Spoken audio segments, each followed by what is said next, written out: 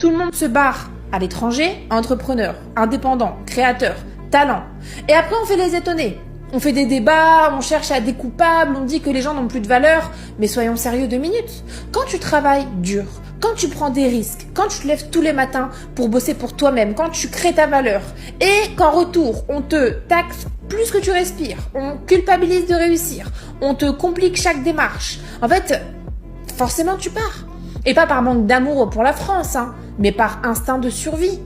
Personne ne quitte son pays par plaisir. Les gens quittent un système qui les étouffe, pas une culture. Et le plus absurde dans tout ça, c'est qu'on va continuer à dire « Oui, mais ailleurs c'est pas mieux ».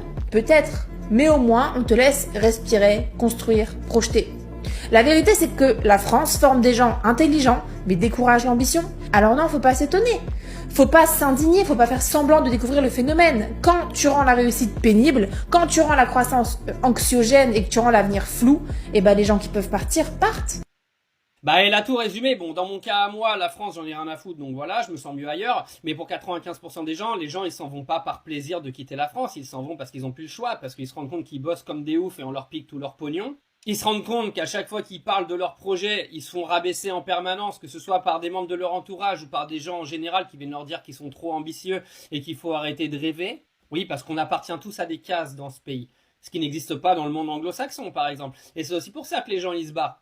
Non pas que par les impôts, mais aussi par la mentalité des gens dans ce pays, et qui, pour beaucoup, sont complètement lobotomisés par un système qui les a enfermés.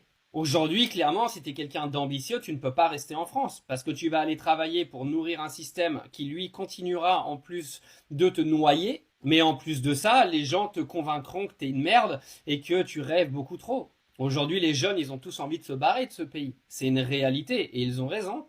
Je dis les jeunes, mais les moins jeunes également, sauf que eux, aujourd'hui, ils n'ont pas vraiment trop le choix parce qu'il y a des familles, etc., et que c'est plus compliqué à mettre en place de partir, même si je pense qu'il y a des choses à faire pour pouvoir un petit peu vivre ses rêves. Mais la France est aujourd'hui un pays qui favorise l'esclavage moderne, c'est-à-dire qu'on envoie des gens travailler toute la journée, on leur pique tout ce qu'ils ont, on les enferme dans un système dans lequel ils ne pourront jamais sortir.